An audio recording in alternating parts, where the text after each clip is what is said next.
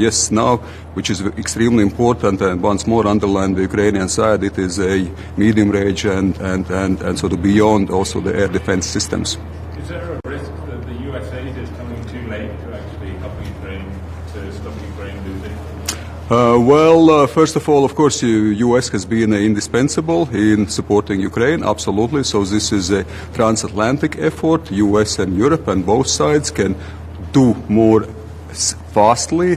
And of course, we always underline importance of urgency, importance of speed, that it should be a speedy support. Yes, there has been some delays. Yes, we are democratic societies. We have some internal debate and discussions as well. But at the same time, the support is coming. And of course, we highly evaluate and highly appreciate it. Also now, of course, additional motivation for European side also to be more active and with a feeling of urgency that we should support Ukraine also from our side more actively.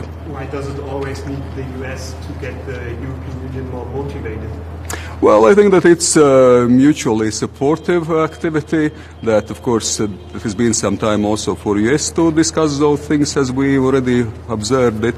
At the same time, European Union also has moved forward with military envelope, also the European Peace Facility. So that's why, of course, also Europeans are doing the homework in many ways, also investing in military capabilities and military industry as well, which is, as I said, basis for supporting Ukraine. But once more, I think I can just underline the urgency, the even more. These are the things what we, Latvia, we, the Baltic countries, always underline. Thank you so much. Thank you. Thank you.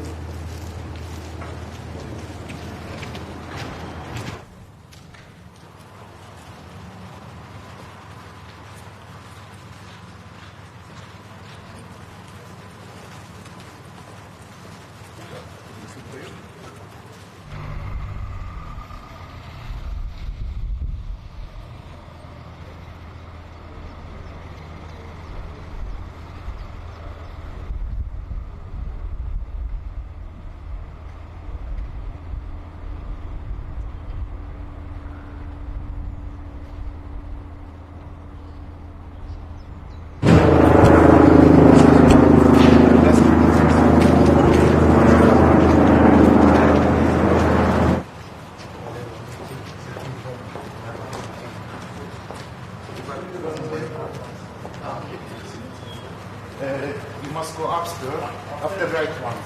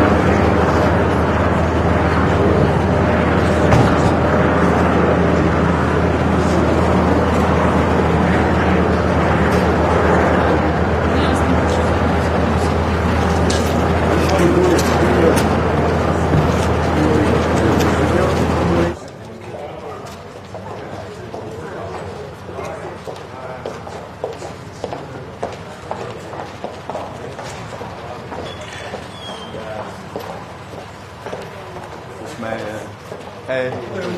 Ismail.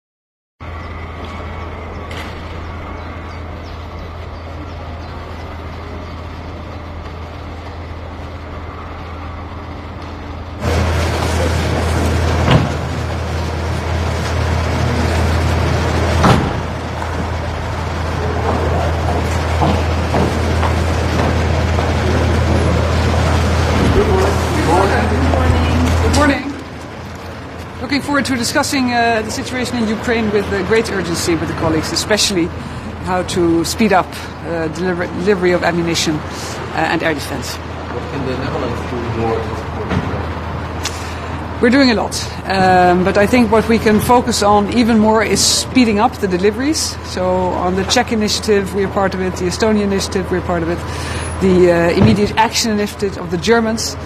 We're doing everything, providing the financing, but also helping in speeding up the actual delivery because it's needed today and not tomorrow. Are you going to give another Patriot system to Ukraine? I think we're now all looking into the possibilities and see if we can join forces and provide them with extra systems. It doesn't take long to look at our stocks. We know exactly what's in our stocks. But what does take long is in this scarce capability to actually find a possibility to get it there. And that takes time and needs cooperation. I feel content of translates, which might be really to sell that We are exploring every avenue, and we have been exploring every avenue, also discussing with other countries, yes. I cannot comment any further today, sorry. On Friday, Secretary General of NATO Stoltenberg said he expects an announcement in the coming days. We're still haven't seen anything yet. It's an important week. We saw the approval in the House this weekend. We had our NATO meeting on Friday. We have this meeting today, and the end of the week we have the Ramstein meeting. So this is an important week. Everybody needs to step up their efforts today. What we need is action, but sometimes you need to talk to get the action. That's what we're going to do. Thank you.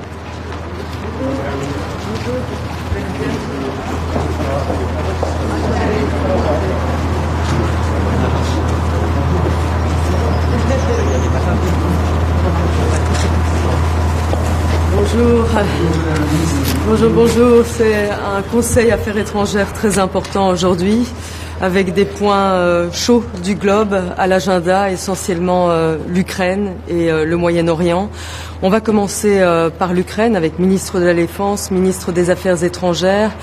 Vous savez, les attaques de la Russie sont de plus en plus violentes. La semaine dernière encore, des infrastructures civiles de Tcherniv, une région où la Belgique va s'engager au niveau de la coopération au développement, ont été visées. Il y a eu plusieurs morts.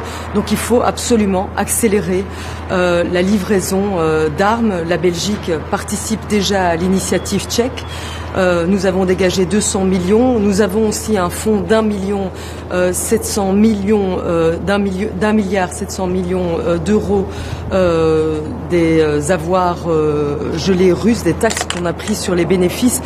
Et je vais plaider pour que nous dégagions encore plusieurs millions d'euros, parce que même s'il est important de contribuer à la reconstruction, à la coopération au développement, l'urgence, c'est de permettre à l'Ukraine de renforcer son système de défense et d'arrêter la Russie de Poutine, de progresser, de se rapprocher des pays de l'Union européenne.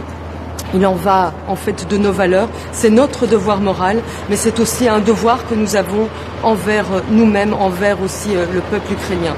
Et puis avec l'après-midi sera consacré plutôt au Moyen-Orient, avec une réunion très importante avec les pays arabes du Golfe.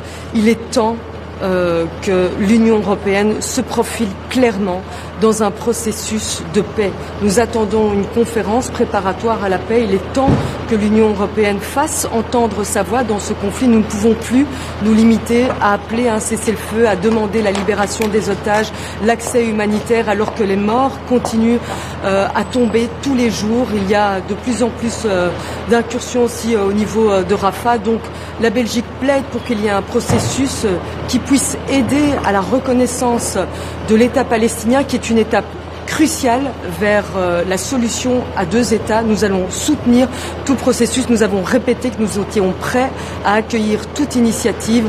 Et je le dirai encore cet après-midi, je vais voir avec les pays arabes quels sont les plans qui sont sur la table à l'heure actuelle et tenter de faire avancer ce processus, parce qu'il ne faut pas oublier ce qui se passe à Gaza pour l'instant est une tragédie humaine que nous devons absolument arrêter.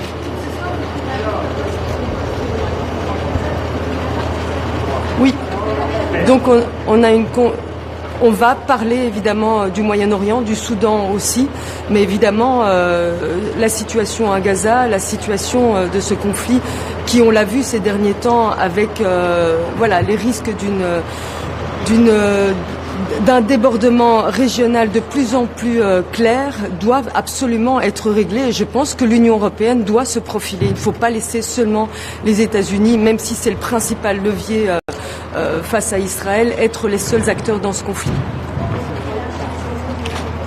Alors on va envisager de nouvelles sanctions, tout d'abord contre le corps des gardiens de la Révolution, contre l'Iran en tant que fournisseur, producteur aussi de ces drones qu'on retrouve aussi sur des théâtres de guerre en Ukraine. Mais je pense aussi qu'il faut étendre les sanctions vis-à-vis des colons violents. Il faut être équilibré et ne pas souffrir des accusations de double standard. Oui, bien sûr. Donc ça va être considéré, on va en parler tout à l'heure. En tout cas, la Belgique soutient l'extension de sanctions contre le corps des gardiens de la Révolution. On va en discuter ensemble. Il faudra demander l'avis à l'Allemagne. En tout cas, vous avez celui de la Belgique. Est-ce qu'il y a une base légale pour... Alors, oui, la base légale doit être discutée. Normalement, il faut qu'un tribunal se prononce clairement pour que nous puissions avoir la base juridique nécessaire à mettre le corps des gardiens de la Révolution sous sanction.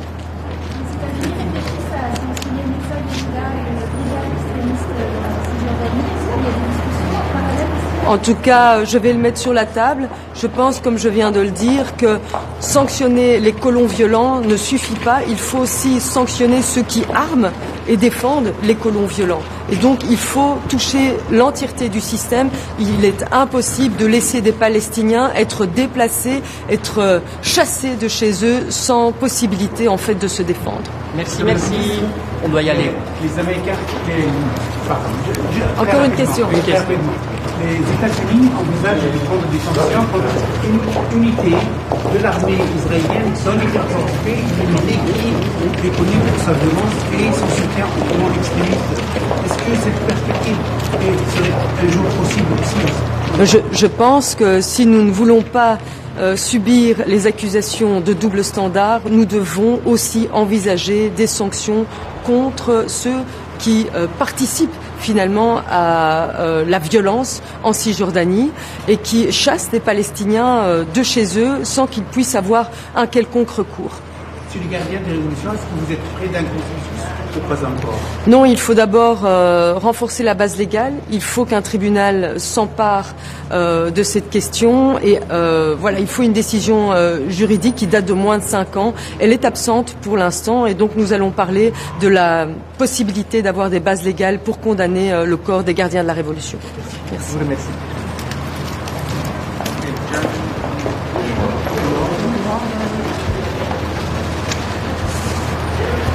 Guten Morgen und Moin. Wir beraten heute mit den Außenministerinnen und Außenministern gemeinsam zur Situation in der Ukraine, insbesondere zur weiteren Unterstützung der Ukraine.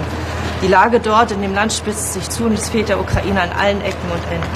In den vergangenen Tagen und Wochen ist deutlich geworden, dass die russischen Angriffe sich intensiviert haben. Dies hat gravierende Folgen, insbesondere für die zivile Bevölkerung, aber natürlich auch für die Verteidigungsfähigkeit des Landes. Es zeigt deutlich, dass wir insbesondere im Bereich Luftverteidigung weit mehr unterstützen müssen. Wir müssen noch mehr dafür tun, dass die Ukraine in der Lage ist, sich zu verteidigen in allen Bereichen, aber insbesondere im Bereich Luftverteidigung. Wir als Bundesrepublik Deutschland haben bereits zahlreiche Flugabwehr- und Luftverteidigungssysteme geliefert. Die aktuelle Lage macht aber deutlich, die Ukraine braucht mehr Schutz, im besten Fall um Luftangriffe aus weiterer Distanz abzuwehren, als noch bevor russische Flugzeuge ihre Waffen einsetzen können. Verteidigungsminister Boris Pistorius und die Außenministerin Annalena Baerbock haben deshalb die Initiative gestartet, die Ihnen wohl bekannt ist, die Immediate Action on Air Defense Initiative. Wir appellieren damit an unsere Partner, so schnell wie möglich ad hoc im Bereich Luftverteidigung die Ukraine zu unterstützen. Dabei zählt jeder Beitrag, jedes System, jede Komponente, die auch finanzielle Unterstützung ist sehr herzlich willkommen. Wir gehen hier mit einem guten Beispiel voran. Wir haben ein drittes Patriot-System und Patriot-Lenkflugkörper, haben die Lieferung entschieden und werden dies auch schnellstmöglich der Ukraine zukommen lassen. Auch im Bereich der Munition unterstützen wir tatkräftig. As we speak liefern wir mehrere tausend Schuss Artilleriemunition aus unseren Beständen und im Laufe des Jahres werden wir darüber hinaus ungefähr 500.000 Schuss Artilleriemunition liefern. Last but not least, unsere Ausbildungsmission ist ein weiterer Baustein und Erfolgsmodell. Wir planen auch in 2024 bis zu 10.000 ukrainische Soldatinnen und Soldaten in Deutschland auszubilden. Ich freue mich jetzt auf den Austausch mit unseren europäischen Kolleginnen und Kollegen, insbesondere im Lichte der Entscheidung vom Wochenende im US-Repräsentantenhaus. Und später im Anschluss können wir sehr gerne noch bei einer weiteren Gelegenheit dann noch in mehrere Fragen gehen. Nachvollziehen, warum andere Mitgliedsländer der NATO oder der EU jetzt noch keine neuen Ankündigungen zur Waffenlieferung in Ukraine Ich würde Sie bitten, wir gehen dann später beim Slackout zu den Fragen über Frau Staatssekretärin Muster rein. Danke. Eine Sekunde. Kommen Sie bitte. Okay. Danke, bis später. Danke.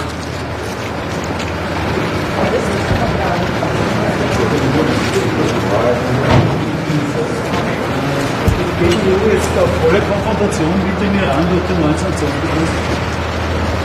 Also in Wirklichkeit, wenn man so will, wir haben schon ein massives Sanktionsregime gegenüber dem Iran in Kraft, aufgrund der Drohnenlieferungen an Russland, aufgrund der Menschenrechtssituation, der Unterdrückung der Frauenrechte dort.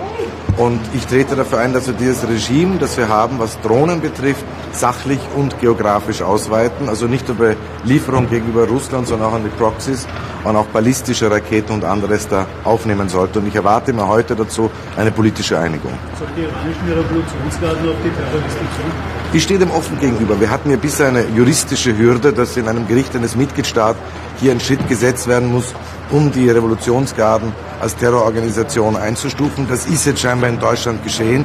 Und ich glaube, es liegt jetzt am juristischen Dienst, an unseren Rechtsfachleuten zu sagen, hat sich dadurch die Situation geändert. Ich stehe dem offen gegenüber, aber wir müssen realistisch sein.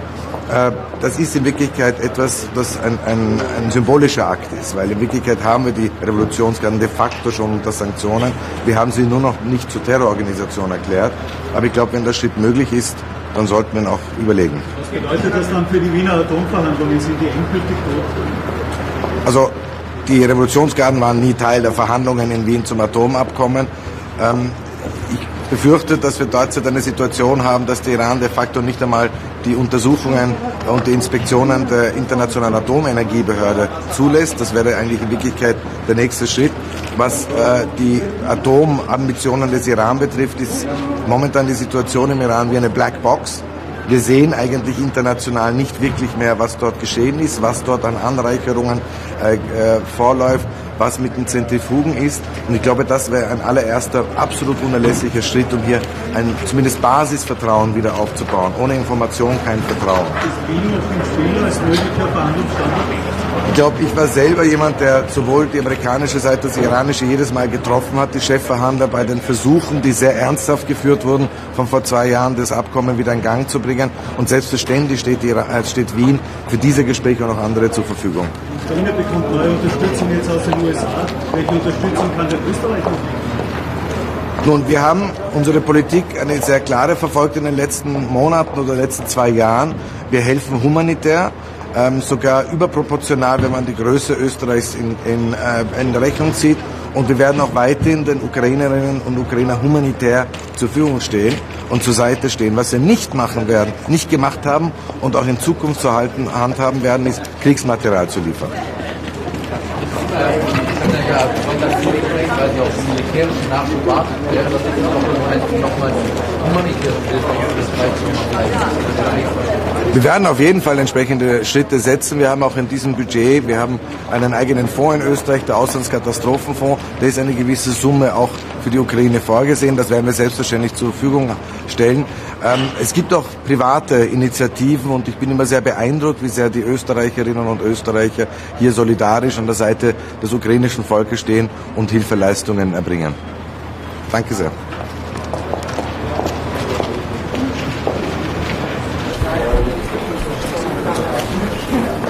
Good morning.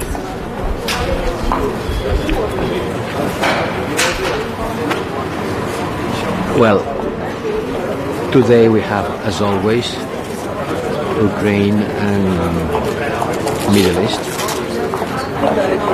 There is a jumbo, together Minister of Defense and Foreign Affairs, because we need to make the point on the capacity of the European Union member states to increase the support to Ukraine.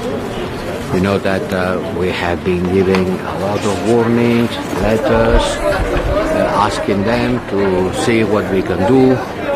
We need more ammunition, we need more launchers, but the launchers without the interceptors is like a cannon, like a gun without ammunition. We need both. We need to supply interceptors to the batteries that they already have and increase the number of batteries. And let's see what the member states are able to do, to supply. In Brussels, we don't have it. As the member states will have it. And secondly, we have to talk about the Middle East. In the Middle East, we will talk about the sanctions to Iran. There's a great package of sanctions. I hope member states, all of them will agree, because, you know, I need unanimity. The situation in Gaza continues being exactly more or less the same thing it was. Today has been new bombing with a lot of civilian victims. In the West Bank, also the attacks against the Palestinians are increasing. We have to look again to the sanctions against the violent settlers. We approved last week a small package. And that's it. Sudan. We will discuss about Sudan also. A war that everybody has been forgotten. And it is one of the most deadly wars in the world today. So let's see what's happening today. I hope that we'll be able to take some decisions. Ukraine EU ministers, meeting after meeting, keep saying we need to do more. Can we expect concrete steps today? I hope. I hope. How long it's taking for them to step up and do something more for Ukraine? Look, we are working for Ukraine every day, not only the day in which there is a council. We prepare a decision, we inform the member states, we analyze the situation, we present requests, we see what they can do. It's not just because there is a council that I understand is the day of the press. But to support Ukraine, we work every day. And today is a day for the member states to see what they can do, which are the needs, and if they definitely they are able to present proposals. But I cannot tell you before. I will tell you after. The Irish and Spanish heads of government asked the European Commission to review the EU-Israel Association Agreement under the human rights element. And is it your understanding that nothing has happened on the Commission side to carry out that review? Well, as far as I know, the Commission has still not answered to the two states who asked. They didn't ask for a review of the Association Council. They asked to analyze if there is a big if, the behavior of Israel is something that could consider being the Association Council affected. There is an if and a would. As far as I know, nothing has happened from the Commission side. In my side, I call for a political orientation debate. I made the proposal of calling for a meeting of the Association Council in order to discuss with our Israeli partners. This proposal was rejected. I made the proposal also to call for the Foreign Affairs Minister of Israel to come to the Foreign Affairs Council. The invitation was done, still not a date. But we have a special envoy for human rights, and the United Nations is working on it. So I am doing what I can in order to study the situation and come back to the Council at a certain moment. You know, if Spain is going to... The proposal was rejected by... That Israel is anyway going to invade Rafah. I'm not listening to two people at the same time. The proposal was rejected by who? By the Council, the majority. Mr. Condemn, have you asked... What is your feeling that Gaza, Israel is anyway going to invade Rafah with the whole... We are asking Israel on every possible manner that they should not attack Rafah to protect the civilians. I will insist once again, there is more than 1 million people which will be massacred if there is an attack from Israel. So I can only insist, and all the members of the state insist on not happen. On this not happen, but I am not in the command of the Israeli army. Mr. Borrell, have you asked Spain? Sorry, Have you asked cannot Spain? answer the question. Mr. Borrell. Further sanctions hurt your discussions on the nuclear program of Iran. The nuclear program of Iran is not on the table today. Have you sanctions against the Iranian airplanes or spare parts for airplanes? We are going to take measures with respect to the production and exports of missiles and drones. This is what we are to discuss. Mr. Borrell, have you asked Spain for the government, the Spanish government, to give one of these Patriots to Ukraine? We have been asking all member states to do whatever they can in order to increase the air defense capacity of Ukraine. Do you know what they will do? Thank you. We'll tell you after.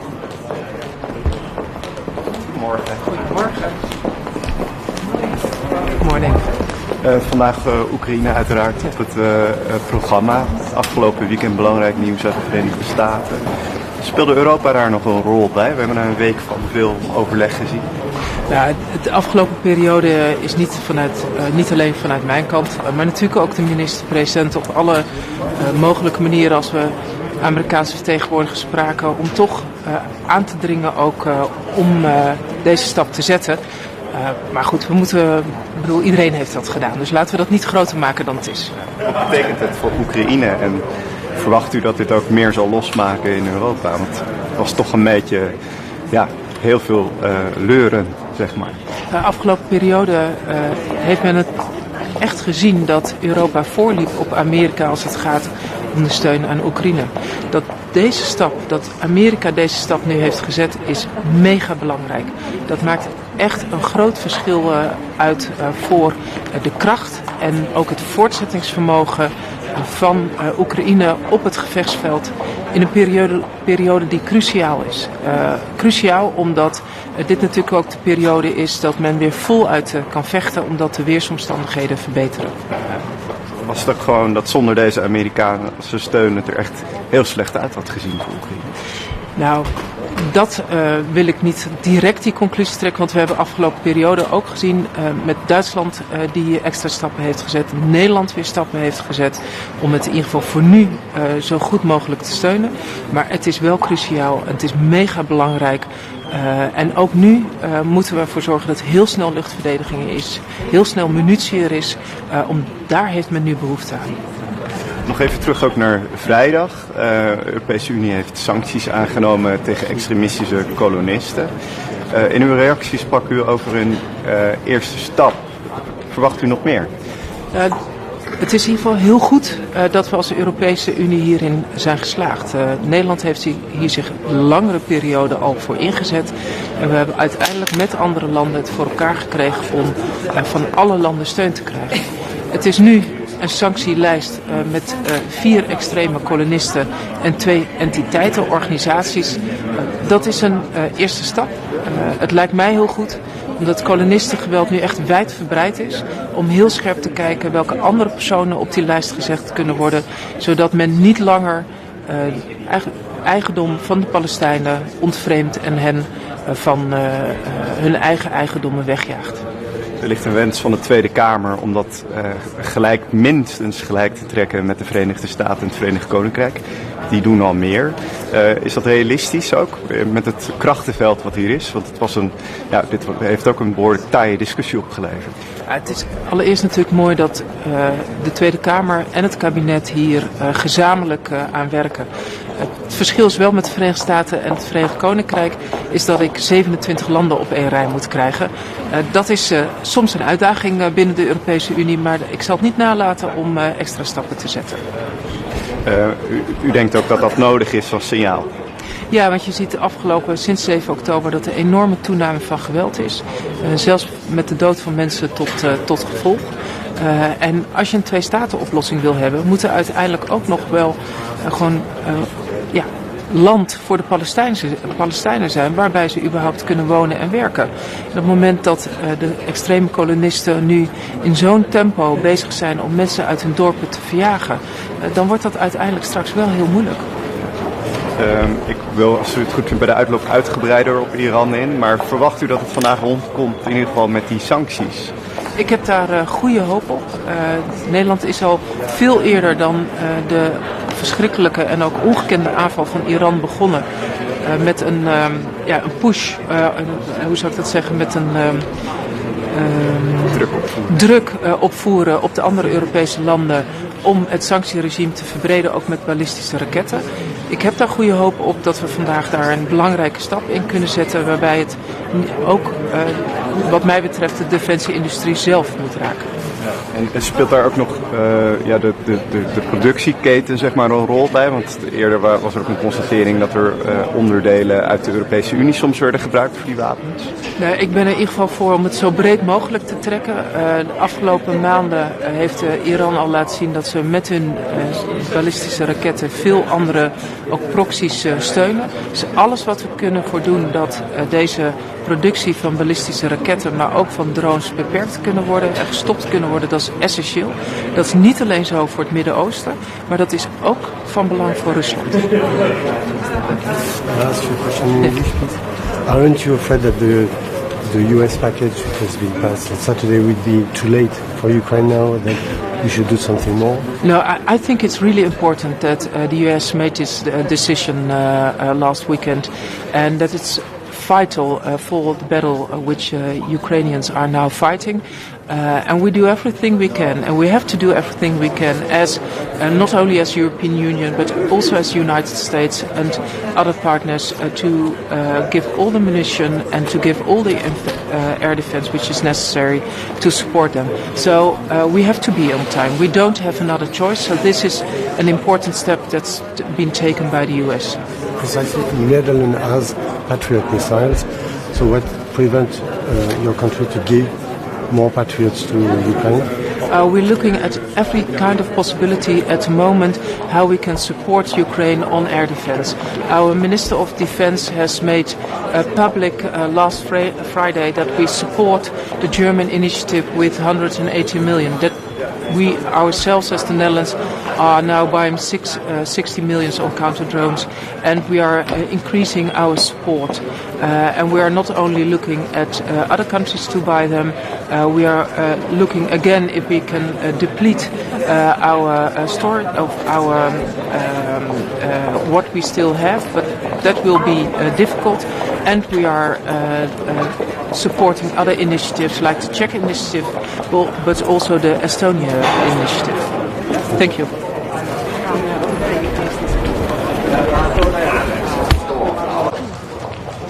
So, hello, good morning. Looking forward to the FAC today. Very good news this weekend from the US with the 60 billion package, and hopefully it will be first of all approved in Senate soon and delivered to Ukraine as soon as possible. We will be discussing European aid, and it has been basically more or less on the agenda the entire spring, and I think the pace is now really picking up, which is fantastic news. We'll want to especially highlight the role of Germany in the role of air defense, and especially that Germany also a week ago approved their Patriot, or sending a third Patriot system to Ukraine, which is very highly needed. Finland, for its part, we just a couple of weeks ago announced our 23rd military aid package, and also announced our security guarantees for Ukraine, which will see further packages down the road this year. We are now at 0.25% of GDP, and look forward to having our peers also reaching that level. So a very productive meeting today, I'm sure, and also of course discussing the Middle East as well and the recent developments there. Millaisia vaikutuksia odotatte, että tuolla Yhdysvaltojen tukipäätöksellä on nyt Euroopan tukea?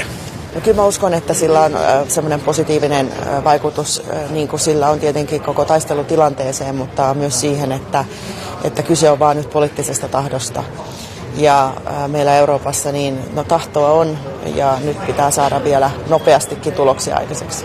Yksi kysymys on nämä Venäjän jäädytetyt varat, joista tietysti sitten kysymys on ollut koko ajan se, että voidaanko käyttää näitä windfall-tuottoja vai kokonaisia ikään kuin muitakin jäädytettyjä varoja Venäjältä, mikä tietysti sitten olisi aika paljon isompi summa, niin voiko tällä Yhdysvaltojen päätöksellä olla tähän asiaan jotain vaikutusta? Että No kyllähän meille Euroopassa, niin paitsi että omaisuuden suoja on tärkeä perustuslaillinen oikeus ja sen puitteissa joudutaan toimimaan tässäkin kysymyksessä, mutta G7-maat ja Yhdysvallat etunenässä tietenkin myös määrää kansainvälisen oikeuden tulkintaa ja siltä osin täällä varmasti saattaa olla vaikutusta, mutta se ei ole nyt se ykkösasia, koska me päästään ensinnäkin jo niillä tuotoilla eteenpäin ja sitten esimerkiksi siihen pääomakysymyksiä voidaan palata myöhemmin, mutta ensisijaisen tärkeää on nyt saada tukea Ukrainaan. No, pääsihteeri Stoltenberg viime viikolla kehotti NATO-maita priorisoimaan apua Ukrainalle ohi näiden Naton tavoitteiden, mitä on määritelty NATO-maille, niin näettekö, että tällä on vaikutusta nyt siihen, että Euroopasta voisi lähteä lisää apua Ukrainalle nopeasti? Kyllä sillä on vaikutusta ja nyt tosiaan yritetään kaapia varastoista koko se, mikä sieltä on saatavissa. Kyllä. Kysyn vielä Iran pakotteista. Ilmeisesti ulkosuhdehallinnosta toimitettiin viikonlopun aikana pääkaupunkeihin nyt ehdotus. Odotatteko tältä päivältä mitä pakotteiden suhteen?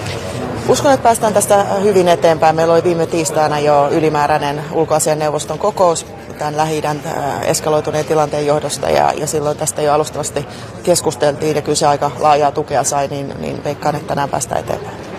Kysyn vielä viime aikojen tapahtumien ja aloitteiden vaikutusta Suomeen. Onko jotakin muutosta meidän Ukraina-apuun tulossa siltä suunnalta?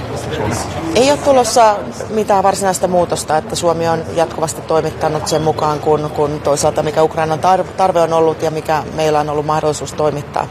Ja tällaiseen vastaavaan niin kuin suunnitelmaisuuteen ja tekemiseen ollaan sitouduttu myös näiden meidän Ukraina-sitoumusten muodossa. Eli tänä vuonna on tulossa lisää paketteja ja nyt edellisestä ei ole kummasti muutama viikko, niin tällä mennään toistaiseksi. Kiitos paljon.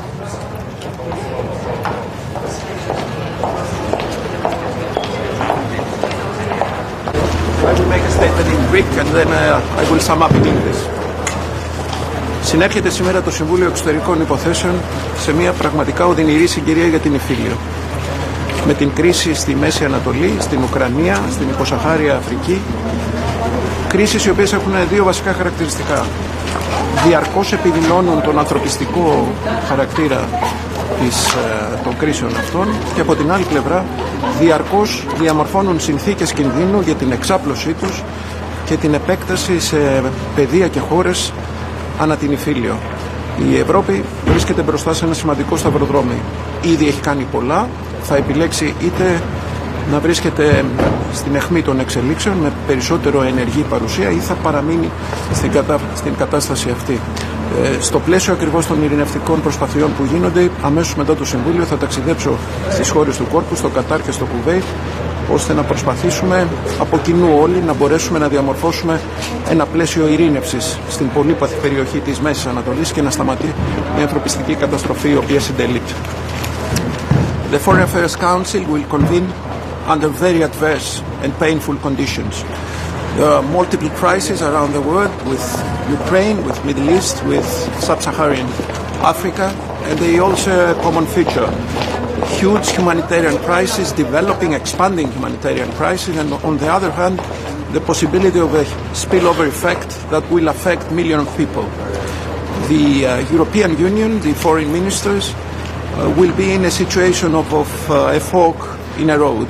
Either we proceed in a stronger involvement, in a more active involvement in order to try and make the difference with peace processes around the world, or we remain in our position. We have done a lot of things, but apparently it's not being enough. So we will have to be more decisive and more active in many respects. Immediately after the Foreign Council, I will travel to the Gulf, to Kuwait and Qatar, in order to find out the options, in order to try and accelerate a peace process for Middle East, which is now in a state of huge turbulence. Thank you.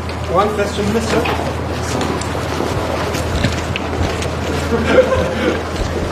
Good morning.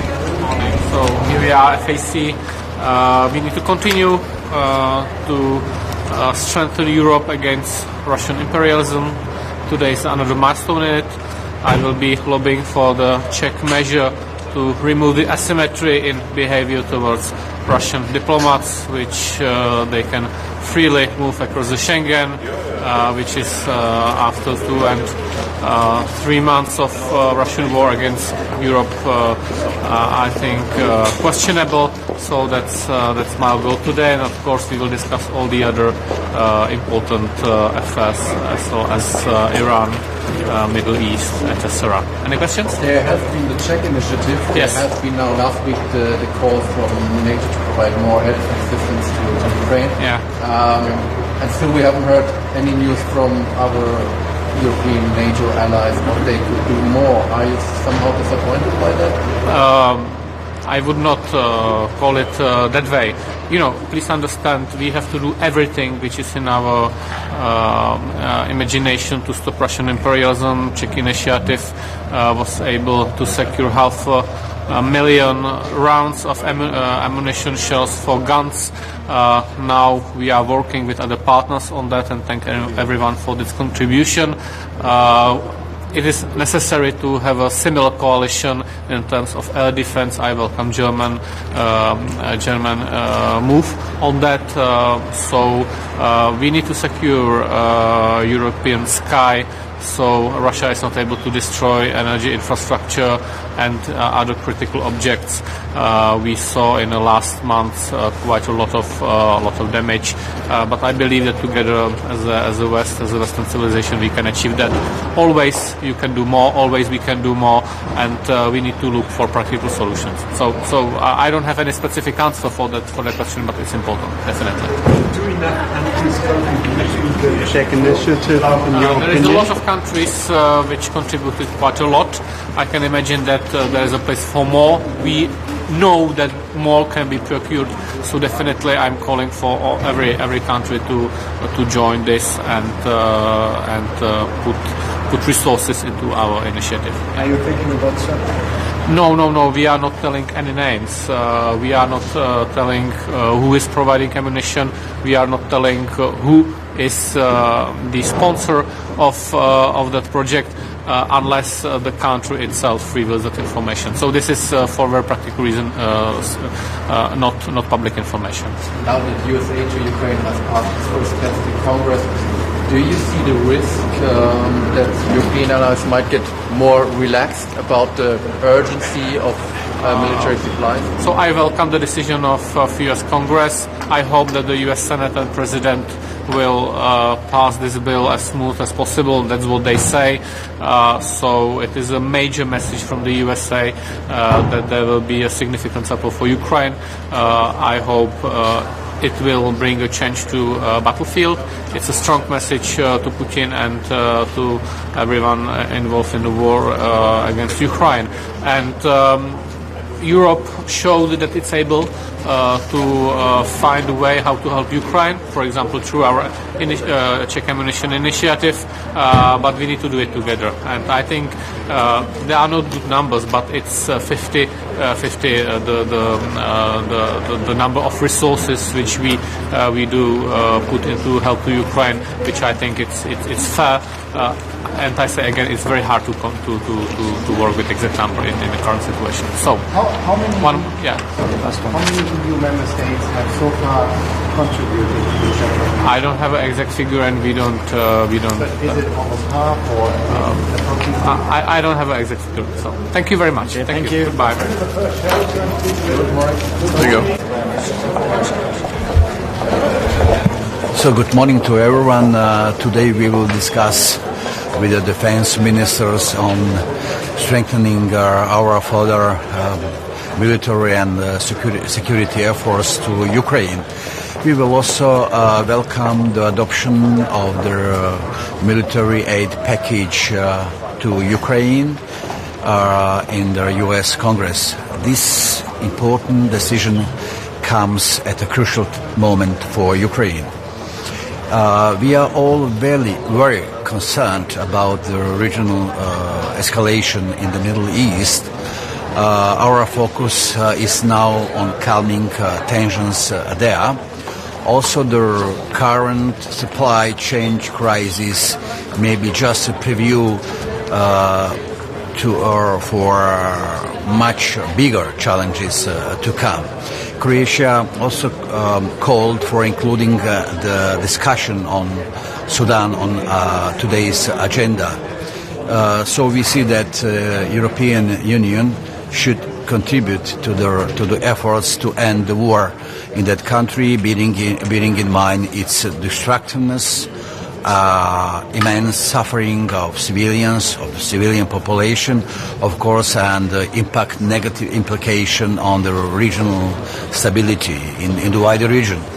Croatia contributes to the humanitarian efforts of the international community in Sudan. Thank you so much.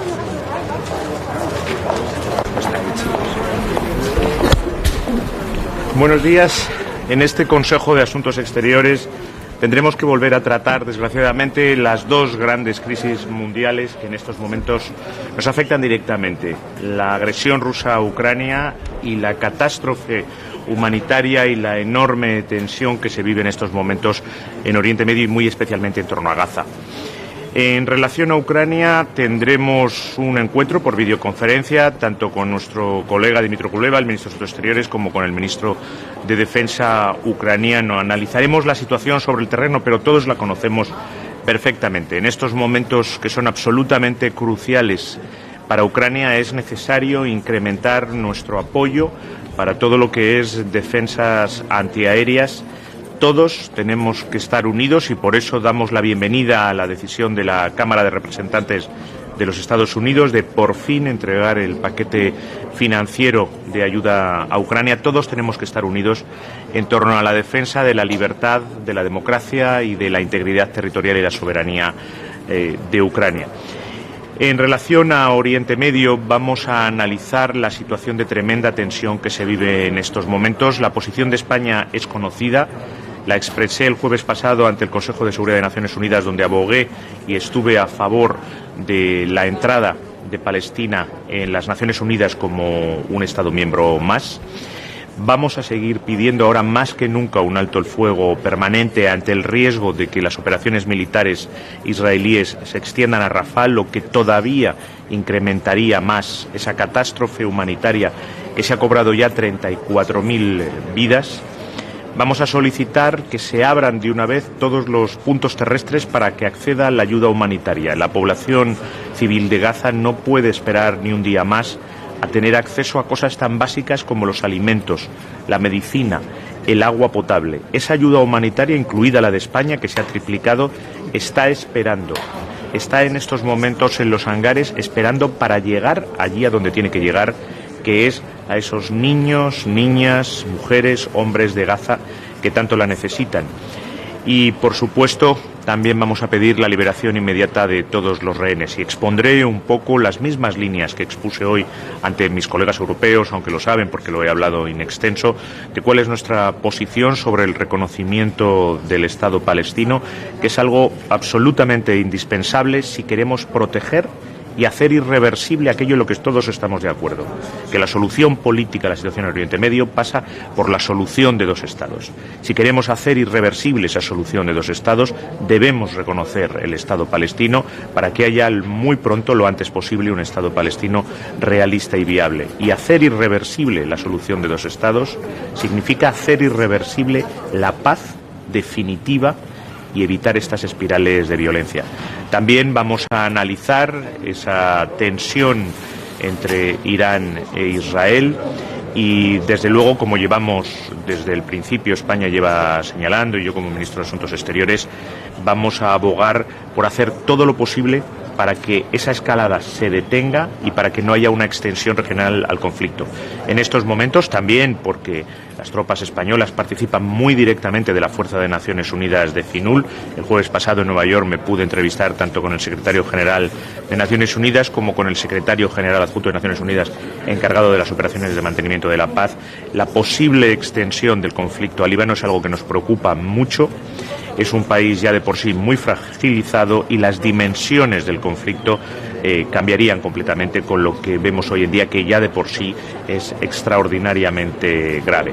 Así que España va a hacer todo lo que esté en su mano, y es lo que vamos a solicitar de todos nuestros colegas de la Unión Europea, que todos tomemos todas las medidas necesarias para evitar tanto la escalada como la extensión regional del conflicto. Y finalmente vamos a tratar una situación que está desgraciadamente un poco olvidada, pero que es una de las mayores crisis humanitarias del planeta, que es la situación en Sudán. En la conferencia de apoyo a Sudán la semana pasada, España ya ha comprometido 4,5 millones de euros. No olvidemos que hay varios millones de refugiados y 25 millones de personas en Sudán en una situación crítica. Y ya por la tarde tendremos un encuentro con el Consejo de Cooperación del Golfo, un organismo de mucha importancia para la Unión Europea, pero absolutamente relevante en estos momentos de tan altísima tensión en Oriente Medio, y tendré encuentros con mis colegas de la región de Oriente Medio que están hoy aquí para esa reunión a lo largo de la jornada. Ministro, ¿va a dar España Patriots a Ucrania? España siempre ha estado al lado de Ucrania en todo aquello que ha necesitado. Dado que esto es una guerra de verdad, lo saben de sobra, ya saben que yo nunca he sido muy amigo de explicar, de dar demasiadas explicaciones de qué se da, cuándo se da, por dónde se da. Pero desde luego lo que todos ustedes saben, y por supuesto lo sabe el gobierno de Ucrania, es que España siempre ha estado allí donde se la necesita, dando el apoyo que necesita. España ya ha dado anteriormente defensas antiaéreas y desde luego va a seguir haciendo todo lo que esté en su mano para que los ucranianos puedan defender su libertad, su democracia y a todos esos civiles inocentes que están muriendo bajo bombardeos día a día. Pero Borrell ha dicho, sí que ha pedido explícitamente a los países que tengan Patriots que den más, porque es lo que ha pedido Zelensky, otros 7. El secretario general de la OTAN ha dicho la semana pasada que espera anuncios nuevos de países que tienen Patriots. No sé si es el caso de España, si va a haber algo. Somos muy conscientes de esa necesidad de defensas antiaéreas y muy especialmente de Patriots por parte de Ucrania. Le insisto, España siempre ha hecho todo lo que ha podido y lo que estaba en su mano, y hoy desde luego hablaré en esa línea dentro de la sala. Si le podemos hacer dos preguntas más, una sobre Palestina. Después de su reunión y su petición del jueves, ¿cuál es el siguiente paso que va a dar España? Bueno, yo creo que el jueves se evidenció un enorme respaldo a la entrada de Palestina en Naciones Unidas, de la misma forma que abogó España a favor de que Palestina entre en las Naciones Unidas.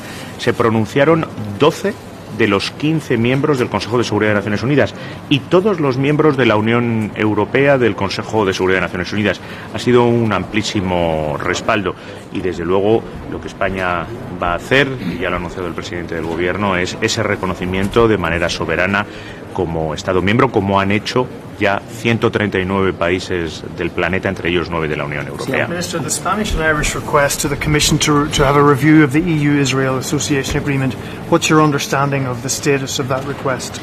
The High Representative, because we have already discussed that issue, the High Representative is doing the analysis under the scope of his competencies, everything that is not related with trade. We discussed it already in a fact before, previous to this one, but of course I will raise it again during the meeting and we will see where the analysis lies. The request that Spain and Ireland did remains exactly on the table as the day that the President sent the letter. Are you disappointed it's taken so long to get some response on this?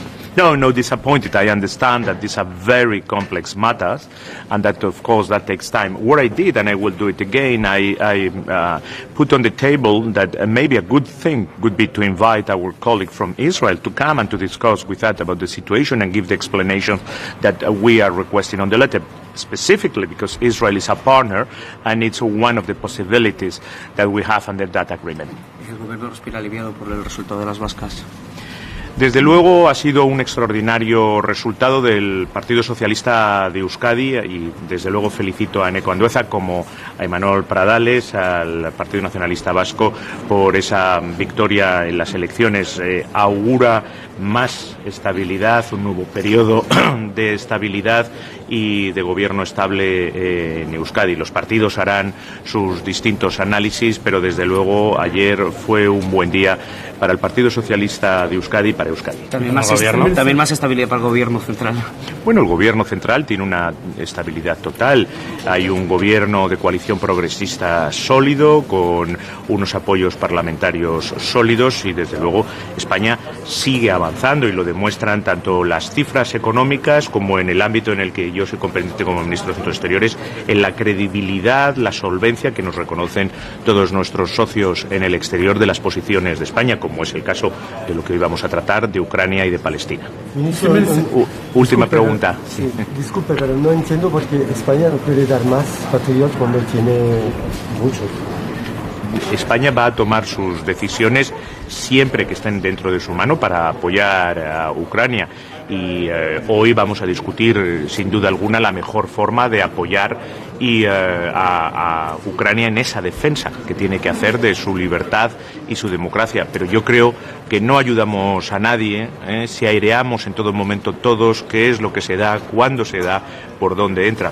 Estamos hablando de una guerra en la que desgraciadamente Rusia no da ningún respiro a lo que debería ya determinar, porque esto no deja de ser una guerra de agresión contra la Carta de las Naciones Unidas. Muchas gracias. Question on Palestine.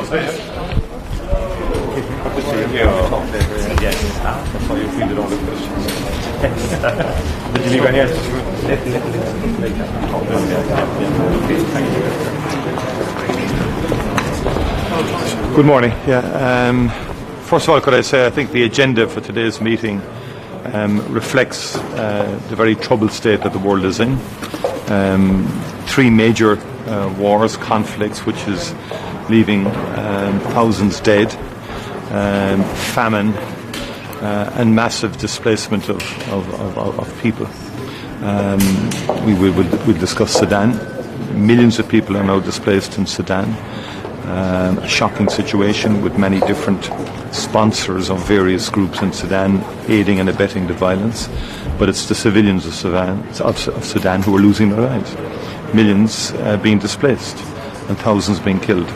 And then in Ukraine, a terrible war which has taken a terrible toll on young people sent to the front by the Russian military and the young people of Ukraine defending their country. Absolutely shocking, and again we welcome the intervention in the US, which will enable Ukraine to defend itself against incredible odds. And then we'll discuss the situation in Gaza and from the Irish perspective the humanitarian situation, which is absolutely shocking. Last evening, terrible attacks again. I understand 18 children killed. I saw the scenes last evening on the news channels. Children dead because of a bomb attack. And there's an absolute imperative now that we have an immediate ceasefire, that we have the release of all hostages, and that we get moving and get humanitarian aid flowing into Gaza as quickly as we possibly can at the scale that is required to deal with the famine situation now in Gaza.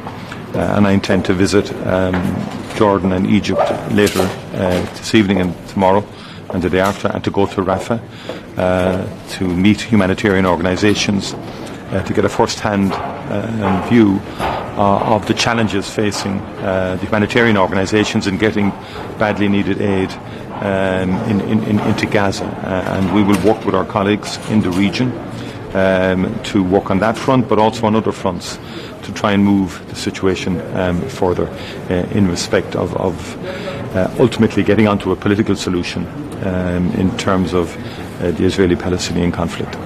On that issue, Taoiseach, what's your understanding of where things are at with the requests by Spain and Ireland for a review of the EU-Israel Association Agreement? Well, I think it's one of a number of strands that we are pursuing.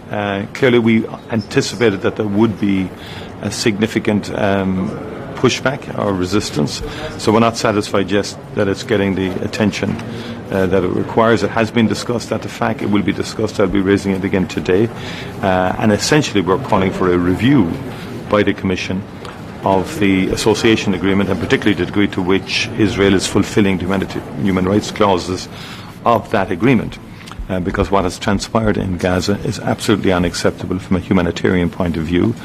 We are of the view in Ireland that humanitarian law has been breached and broken time and time again now, and that the death, the level of civilians dying, and women and children is quite shocking, and it's beyond comprehension that the bombardment of Gaza continues, given the depths of despair and destruction that is going on there. And the pushback is coming from where? Member states or within Some member the states Commission? some member states would have reservations about it.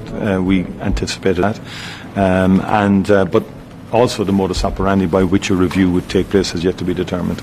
How do you think sanctions against Iran should be expanded? Well, I think they should be expanded. We support continued and expanded sanctions against key people within Iran in respect of the activity that Iran has been engaged in, both in what has been described as a shadow war, but the fact of the matter is Iran has been supporting the Houthis, the Hezbollah and Hamas, and has been a malign influence in the region. From our perspective, it needs to pull back. That's why sanctions are necessary. So we will look at the broad range, and we will support the proposals that will come from the High Representative. On the EU-Israel Association Agreement, your Spanish counterpart there just said that he would raise the idea of bringing your Israeli counterpart to a meeting. Would you support that? Do you think that it's about time now that this happens to explain their compliance, for example, with these agreements? Well, our counterpart, Foreign Minister, was at a previous meeting of FAC, and certainly I would support him coming to a further meeting of FAC and specifically on that topic. For understandable reasons, he was not in a position to be at today's meeting, but certainly we would support a specific invitation to discuss that specific issue along with the general situation in Gaza. Well, what message are you bringing to your Egyptian counterpart and your Jordanian interlocutors? Well, two things. We want to identify where we are in terms of the Arab peace plan. The question of recognition of a state of Palestine. We want to discuss that in further detail with both our Egyptian counterpart and Jordanian Ayman Safadi, and also then to get a first-hand view of the humanitarian situation in Gaza. Sorry? One other issue that's on the agenda today is the windfall profits on Russian assets. Mm-hmm. Have all of Ireland's legal concerns been satisfied in the proposal that's been put forward by the Belgians? I know Ireland agreed with the ECB that there could be some ramifications for the euro and for financial stability more generally. Well, that's been a concern at ECB level, but here we're talking about the windfall, the revenue generated by these assets, and I support their use given the extraordinary destruction of Ukraine that has occurred. Russia cannot believe that it can just go and destroy a country in the manner that it is and has, and not have to be held accountable and responsible for that destruction. And one way to do that is in respect of at this stage the revenue that is generated by these assets to aid both the support of Ukrainian people but also ultimately the reconstruction, because it's not simply in modern warfare that you can just go into a territory and level it to the ground and expect somebody else to reconstruct it using their funding. That model has to be disrupted. We've seen too much of that in recent years. If you look at what happened in Syria, look at and now in Ukraine, it's just not acceptable. Mr. Minister, in 6 months, European Union is calling again Israel. What is your feeling? What is the real impact? Do you feel that the European Union has a real impact on what's going on from the Israeli side in the ongoing war? Well, I think there is impact, but it's the level of impact that matters. I think Israel has had one clear agenda since October the 7th. We understand that the attack by Hamas on October the 7th changed the psychology within Israel in terms of security and in terms of Hamas itself. We believe the response has been wholly disproportionate and has also been in our view a breach of humanitarian law in terms of the destruction of Gaza and also in terms of the killing of civilians, innocent men, women and children. We believe that cannot be justified. But Israel clearly has been very single-minded in pursuit of Hamas, and the population has become collateral damage, and the population of Gaza is being collectively punished because of the activities of Hamas. That's not acceptable. And it seems to me Israel has not been listening enough to the European Union, has not been listening enough to the United States, for that matter. And that's very clear. And it's time that Israel pull back and stop this, and that we get a ceasefire, get the hostages released, and get humanitarian aid in as fast as we possibly can. The US is thinking of sanctioning Netza Yehuda, the brigade in the Israeli army, according to Axios. Would you encourage also a similar move? Yeah, we will certainly. The US have taken a lead in respect of sanctions against the West Bank settlers and violent settlers in the West Bank. This is the latest development now in terms of, and we would certainly be supportive of that. Your Excellency, are we expecting any concrete decision? Thank you. The meeting is started.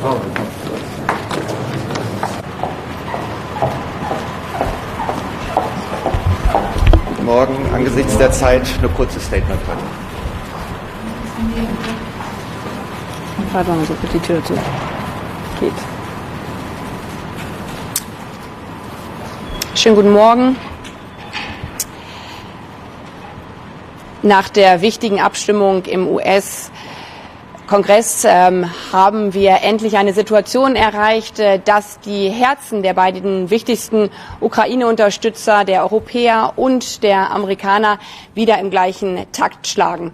Das ist nicht nur ein guter und wichtiger Moment für die Ukraine, sondern das ist auch ein wichtiger Moment für die Sicherung der europäischen Friedensordnung.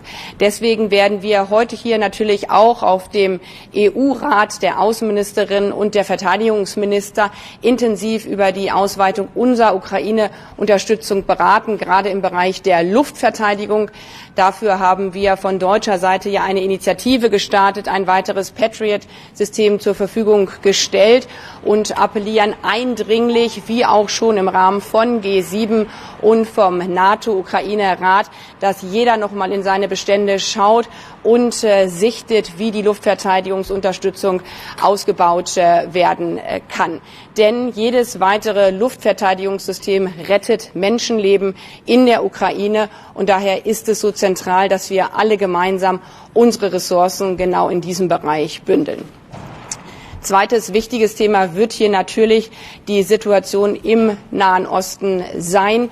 Ich habe mich in den letzten Wochen intensiv dafür eingebracht, dass wir das Sanktionsregime gegenüber Iran und seinen Proxys ausweiten, insbesondere das Sanktionsregime mit Blick auf die Drohnen auf Iran und seine Proxys ausweiten, aber gerade auch im Lichte der Raketentechnik und vor allen Dingen der Produktion dieses Sanktionsregime dafür nutzen, dass die Angriffe, die nonstop von Iran, aber vor allen Dingen auch von seinen Proxys auf Israel ausgehen mit Drohnen und Raketen, dass wir dort alle Sanktionsmittel nutzen, die wir haben. Frau Ministerin, warum muss heute noch über die militärische Unterstützung für die Ukraine weiter beraten werden, wenn doch die Probleme und der Bedarf eigentlich schon länger bekannt sind? Warum verstreicht so viel Zeit? Weil der brutale russische Angriffskrieg seit über 2 Jahren mit unglaublichen Mitteln nonstop von Putin weitergeht.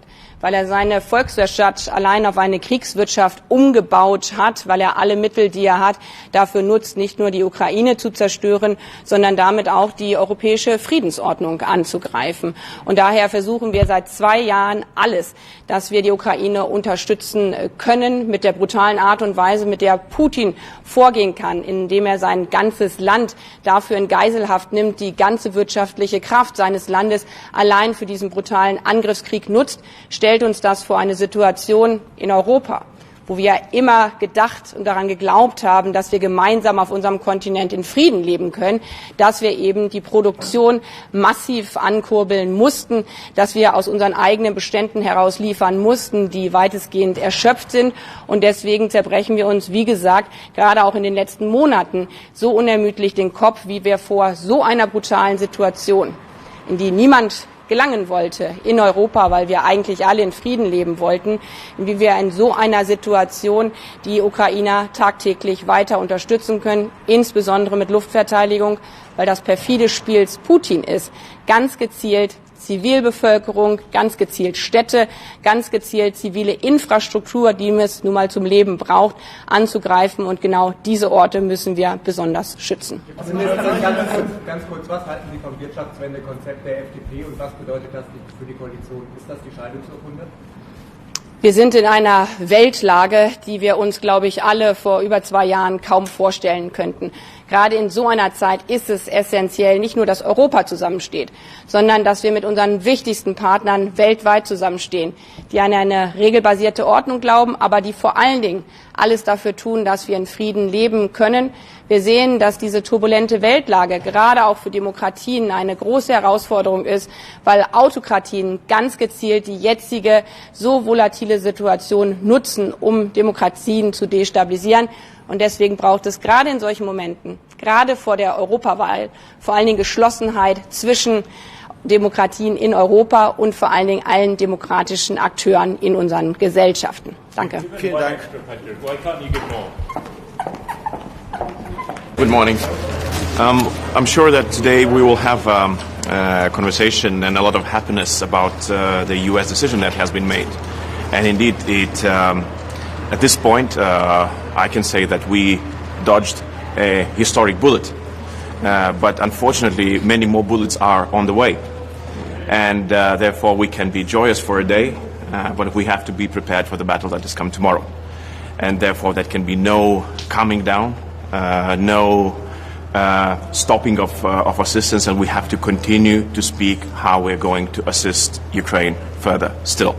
That is the main task. I think that a couple of additional things that have to be mentioned. One is that the events that took place in Germany, where a couple of people were apprehended with a plan to have a sabotage or some hybrid activity when it comes to the training of Ukrainians. It has to be addressed in a wider audience, so I'm going to address that as well in the Foreign Affairs Council, because we are witnessing very similar events in our region. Not just in Lithuania, but also in Latvia and Estonia as well. And there seems to be a coordinated action against a European country that is coming from Russia, and it has to be mentioned, it has to be addressed, and we have to really find ways how to deal with a threat that, because Russia is dealing not just fighting against not just Ukraine, but the West as well. And lastly, I'm glad that the discussion about further sanctioning of Iranian industry when it comes to drones and ballistic missiles is progressing. We are part of a coalition that introduced the ideas for further sanctioning, and I'm truly hopeful that this time we can have an agreement on further sanctioning Iran. It was Friday when Secretary General Stoltenberg said that in the next couple of days European allies would announce what further military aid they could deliver to Ukraine. Now it's Monday, we haven't heard anything. Is it what you expected? Are you disappointed by this radio silence? Well, I think that, as I mentioned at the beginning, I think that now many allies will be relieved that there are good news coming from the United States. But it cannot stop us from doing what we have to do. Therefore, we will be announcing additional measures when it comes to the strengthening of air defense. Lithuania has some specific equipment that could be used in Ukraine, so it will be later announced today. I'm hopeful, but it's just a tiny example that everybody else has to continue moving ahead. And such initiatives as Czech initiative, or with ammunition, or German initiative currently underway with additional air defense, they have to be supported. Germany made a very significant step, sending additional Patriot battery to Ukraine. But when you think of it, it's just one. We have to do better. Are you concerned the Iranian Revolution Guardian? Sorry? The sanctions on the Iranian Revolution Guardian. Well, we're talking not just sanctions, we're talking of assigning Iranian Revolutionary Guard as a terrorist organization, and we support that. Are you concerned that the European Union is now sitting back after the US is now providing more billions? Well, we'll witness that today, whether we're sitting back or we're moving ahead. And what do you expect? I always expect us moving ahead, but time will tell. Would you?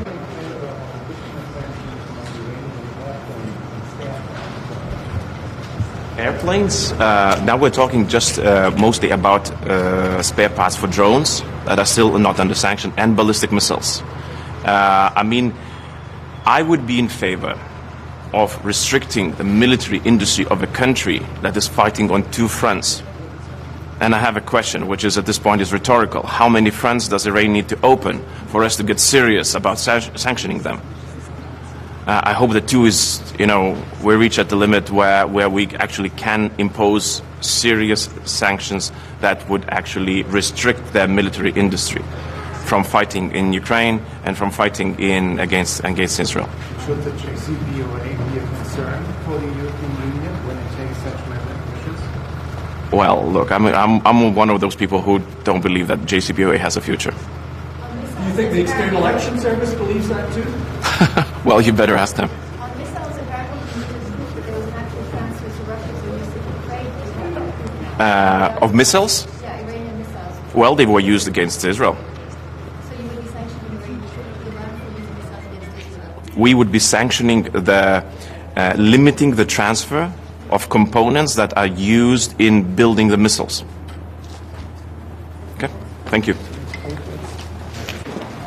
Good morning. I'm the new Latvian Foreign Minister, Baiba Braža. This is my first Foreign Affairs Council, and we have an important day ahead of us. So we have indeed the first discussion with Ukrainian Foreign Affairs and Defense Ministers.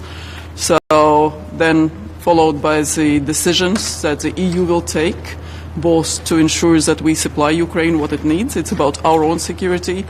So we, as Europeans, have to step up. We can't relax, even though US has passed the aid package. We have to contain Russia. So there are several elements in that. One is money, that Russia doesn't get the incomes that it needs in the budget to continue financing war.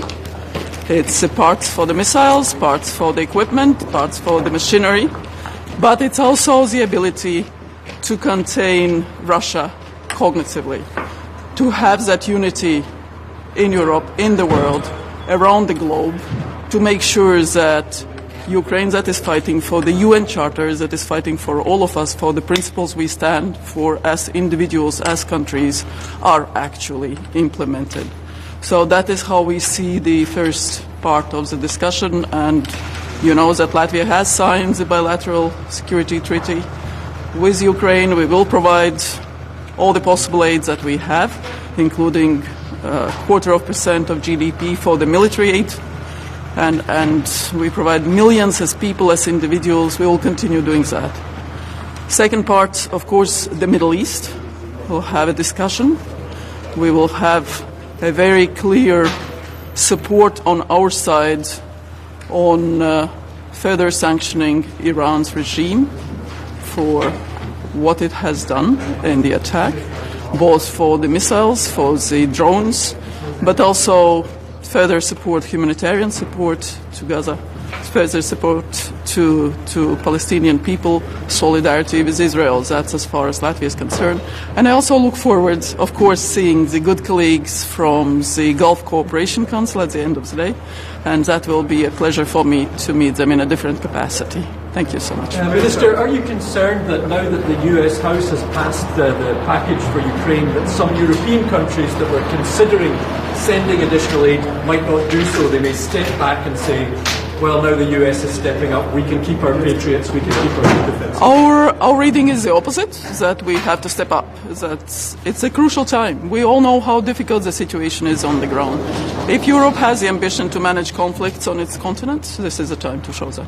What do you expect from the next sanctions package against Russia? What would be in it from your side? As I said, there are several elements in it. We are clearly seeing in the statistics, in the data, that those sanctioned packages already are being avoided through Belarus and other countries, so we need to adjust the regime of sanctions both to Russia and Belarus very clearly. And we as external border country, of course, seeing very practical things. We have to stop the derogations. That was a temporary measure, so that has to be totally eliminated. It's used to avoid sanctions. As I said, the frozen finance means of Russia has to be used for Ukraine. There is a whole package. As I said, one is money, second is the various elements that Russia uses for its production of material, of missiles and so on and so forth. And the third is the longer-term political sort of unity around the globe and very clear understanding that we will not get rid of Russia problem so soon. Thank you so much. What about the sanctions on using Iran? We are ready to consider. We will see the discussion inside. But on Latvian side, we are okay. Thank you so much. Thank you.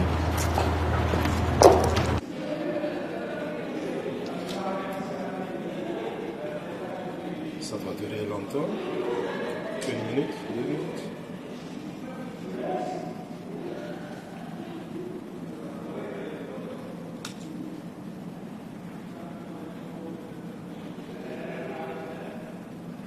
Et chaque fois que tu appuies sur cette image, ça se reprend depuis le début ou non?